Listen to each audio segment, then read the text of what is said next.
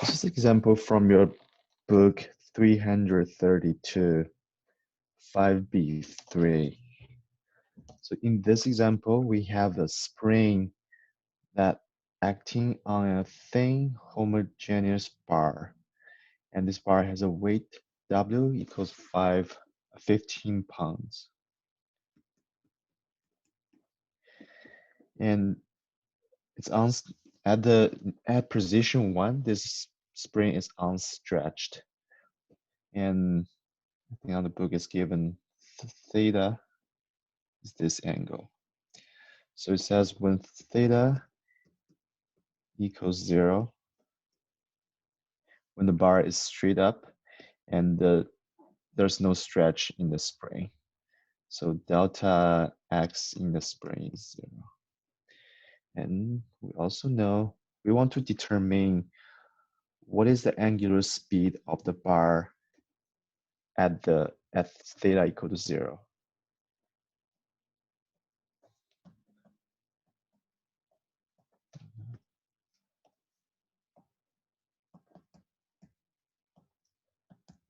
We need to find the angular speed, which is angular speed, we use omega at theta equals 0. But we know when theta equals 90 degrees and this bar comes to rest.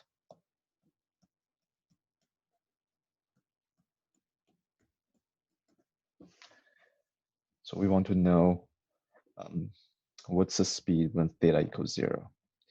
So if you look at this example, and it's pretty obvious, it gives you two different movements, 2 different times time movements, right? And at position 1,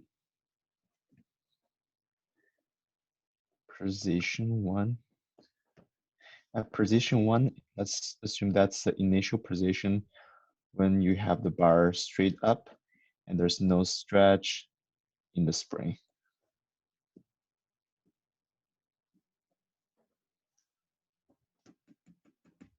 At position 2,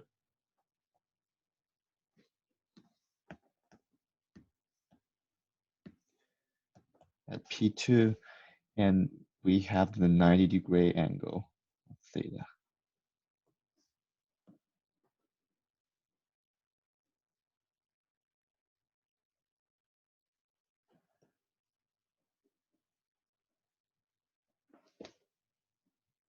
So this theta here, theta equals 90 degree, and theta equals 0.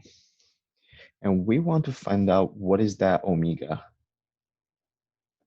here at position 1. So this is a classic work energy problem. Why I say it's a classic work energy equation? It's because it tells you two different location, position. And this really is a hint for you to use work energy equation. So for another, if a problem only give you the information at one single moment and without mentioning other positions, and that means it's not example for work energy equation. So now we know we have this two position. Let's apply work energy equation.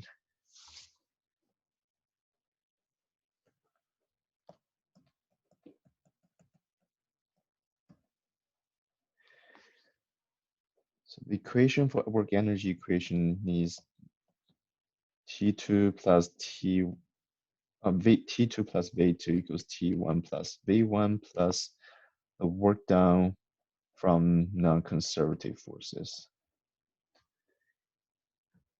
In order to use work energy equation, we just need to find out all the components inside of this equation. Right? And let's look at position 1 when the bar is straight up. T1. So what's T1 going to be? T1, it's the kinetic energy at position 1. We know at position 1, and this bar is straighting up, and it has a angular speed, right? And once this angular speed, that's the initial angular speed. And when this bar swing to angle equals 90 degree, and the spring stretches, the holding the bar, and at this moment, there's no velocity, no angular velocity. So we know at P1, we do have kinetic energy. At P2, everything's at rest, so there's no kinetic energy.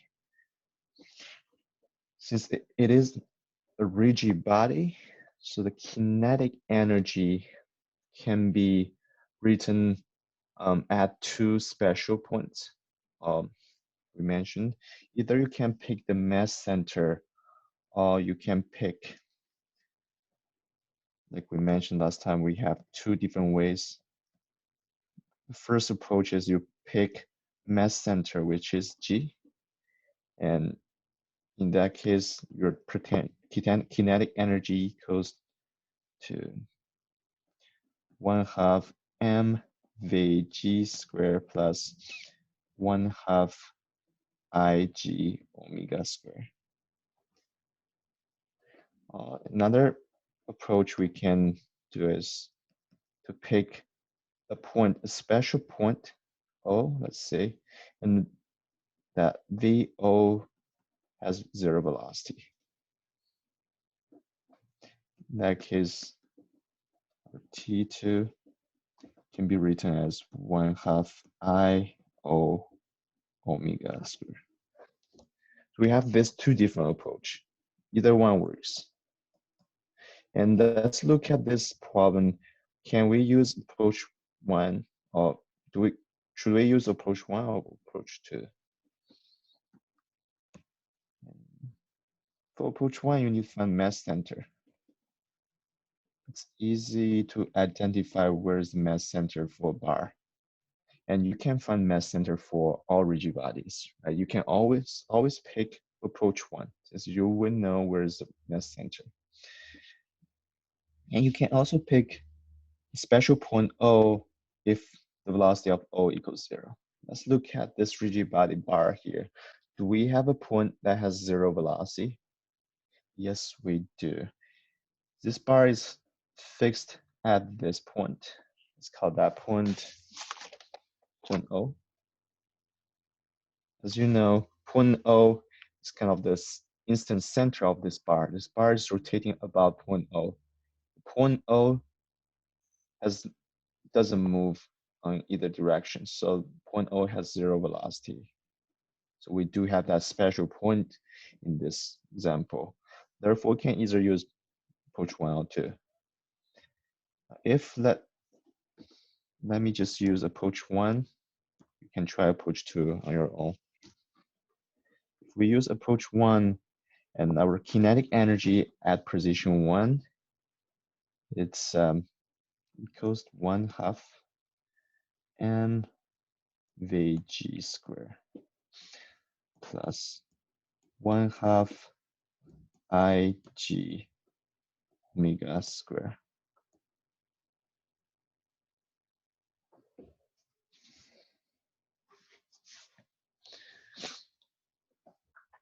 So this is a kinetic energy at position 1. How about kinetic energy at position 2? At position 2, the given everything comes to rest, so there's nothing's moving. T2 is 0. Now let's look at the work of potential energy from other forces. Think in order to do that, we need to have a free body diagram for this rigid body. This is about the rigid body we have. We have a weight force. Also, we have at the point O is fixed at point O. Therefore, we have reaction force. Ry and Rx. And if we go back to the problem, at one end of the bar, it's connected with a spring. So there will be a spring force. Spring force is here.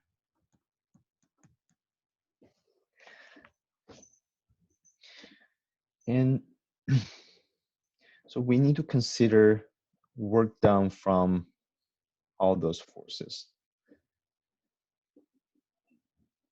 And let's first look at the reaction force at point O. Both Rx, Ry is pointing to at the point O, but we know point O is a fixed point, it doesn't move, so both none of the force will do work to the system. But we know this weight force will contribute to the work. Weight force is a conservative force. It can be written as potential energy, at position 1, position 2. So let's write it down. V1, V2 from weight force. At position 1, mass center is here. That's point G. That's a mass center. And if we define the mass center at position 1 is our zero potential reference, then at position 2, our mass center drop below 0. This height is half L. The total length is 4 feet. Forgot to mention that.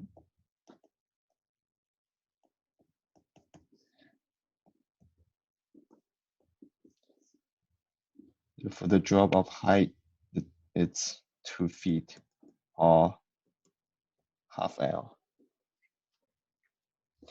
So therefore, we have potential energy at position 1 is 0. Potential energy at position 2 from the weight force is negative mg L over 2. That's a work done from weight force. Now let's look at this spring force. Spring force, it's a conservative force. So far in this course, we only learned 2 forces that can be conservative force. One is wave force, another one is spring force. Like we mentioned earlier, if we have a conservative force and the work done from conservative force can be written as potential energy at position 1, position 2, like what we did for the gravity force. And for the spring force, let's find out what is the potential energy of spring at position 1. Position 1, spring is unstretched. Therefore, there's no potential energy. At position 2, the spring is fully stretched, and you will need to calculate what is the change of length in order to find potential energy. But let's write down 0. This is from spring force. 0 at position 1. At position 2, we know the equation for potential energy from spring is 1/2. It's always positive. 1/2 K, which is spring constant, times delta X squared. Remember this? The equation here, the length here is delta X, which means it's a change of length. All right. Change of length means it's the new length minus the original length. How can we find out delta X? So use the new length at position 2 minus the original length.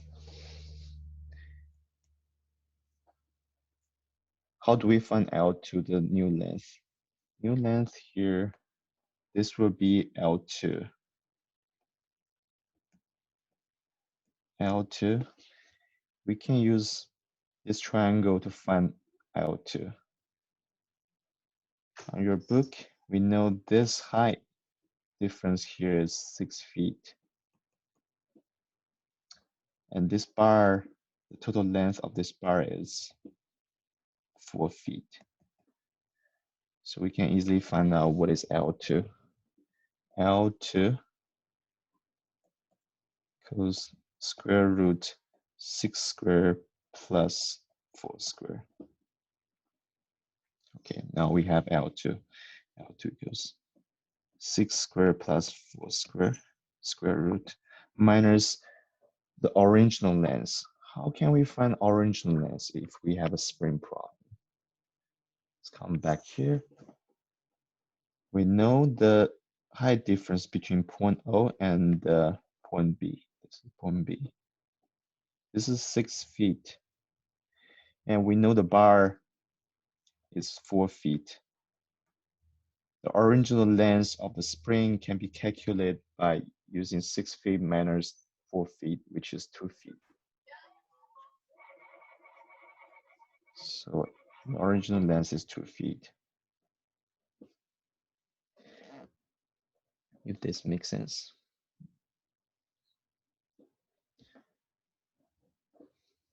So this is your delta X.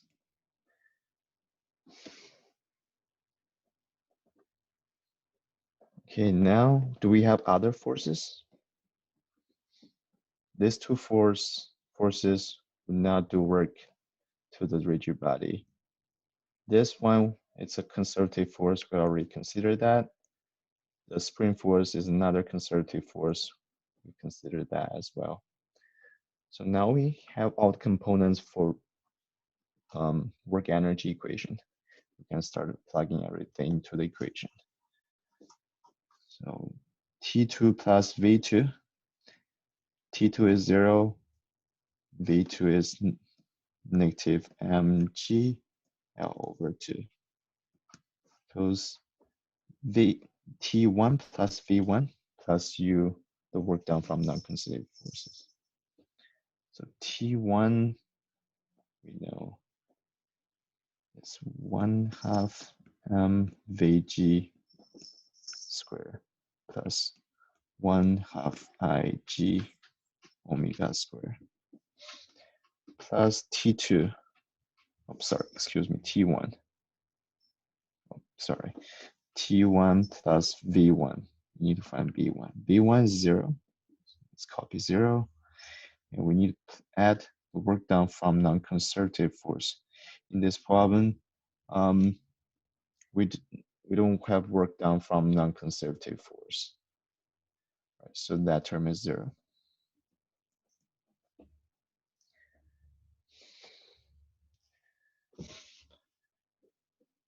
Okay. Now there you go. You find the equation for work energy equation.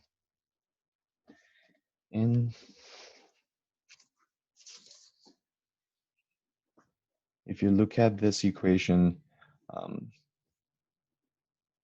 we're trying to find out what is omega, right? So omega here is unknown. We're trying to find what is Vg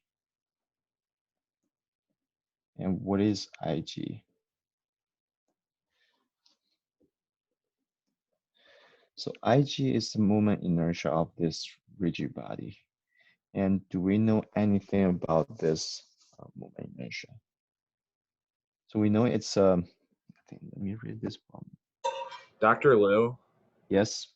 what happened to the spring force? Like, why did it just disappear when you got to the Oops. Yep, you're right.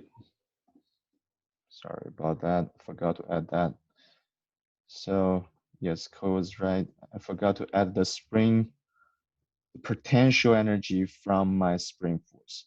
So that's a good point. See, I make mistake here. So your V1 has two components. One is from wave force, one is from the spring force. Since they're both 0, I think worry about them. But V2 also has two components. One is from wave force. We already add that here. But V2 also has this component here. So we need to consider that into the work energy equation.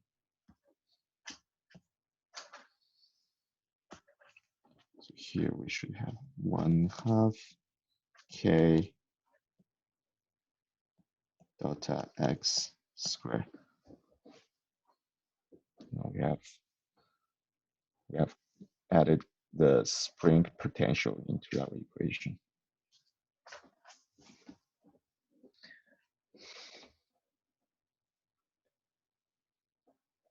Okay. I think there's two highlights here. Vg, that's the velocity at the center mass of this rigid body, right? And omega is the angular velocity of this rigid body. As we learned in chapter 2, there's a relationship between the velocity and the angular velocity. So Vg, this is like from chapter 2, goes Vc, Vo, that's a fixed point, plus omega cos Rg/O. That's the equation we learned in chapter 2. And point O is fixed, so this is 0. And we can find the relationship between Vg and omega. So Vg equals L over 2, which is the distance from G to O, and times omega. This bar is rotating clockwise, which is negative. So this is the relationship between Vg and omega that could help you to get rid of the Vg and replace Vg with negative L over 2 times omega. And we only end up with omega as the only variable in this problem. Another thing I want to highlight is this Ig. Ig is the mass movement inertia of the rigid body. And this Ig, if you look at on your book, let me see, there's a table. On your book, page 303, there's a table, right? It says the moment inertia for different geometries, different rigid bodies. If you look at that table on page 303, and they're giving you this bar, rigid bar, G distance here is L over 2, and they're giving you Ig is 1 over 12 times ml squared. And if you take this Ig in this equation, and then you will end up with the wrong answer. The reason you cannot use this Ig is because this Ig moment inertia, it's for the situation that this bar is rotating about the center mass. It's rotating about that center point. If you look at what we have here, this bar is rotating about the end, one of the ends of the bar. So that's the condition we derive the equation for moment inertia for a bar rotating about one end.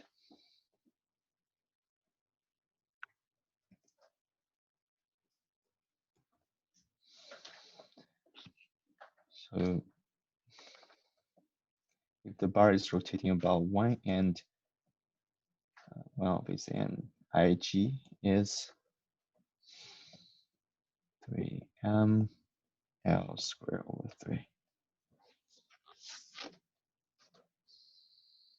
So this is the right Ig you need to input for this problem. So it depends how the bar is rotating about, which point.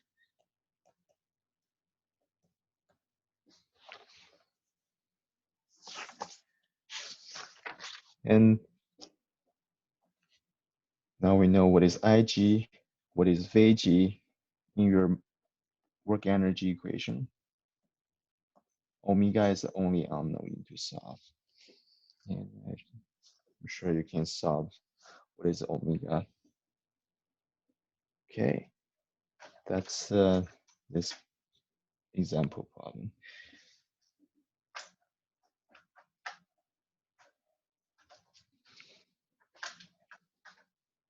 Any questions?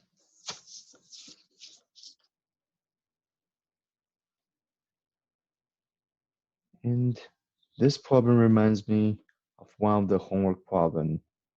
It's 5B. You will have a spring, and I think I saw some students didn't consider what's the change of length. So let me go back to the equation. Yep, this is the equation to calculate the potential energy from spring. And this delta x here is the change of length. It is not the new length. I think some of you may just use this L2, use that L2 to calculate what is the potential energy from spring at position 2. That is not right. You need to use that L2 to find out what is the change of length instead of the new length of the spring. The change of length is L2 minus the original length. And the original length of the spring is not given directly. Therefore, you have to solve that by using the given dimension of the point B and point O and the given dimension of the bar to find the original length of the spring.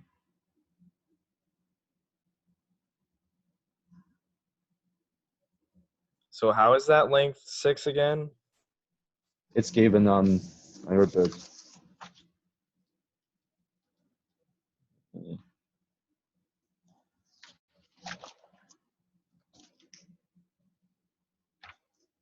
On your book, it's given this is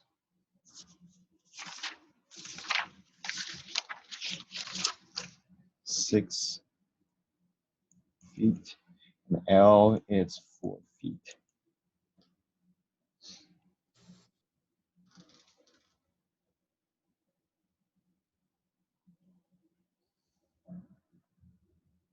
Now, so you should be careful here.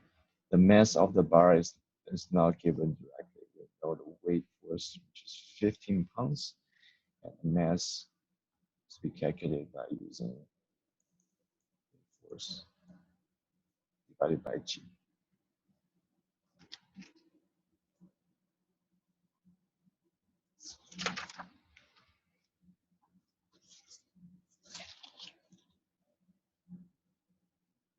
Okay, any questions?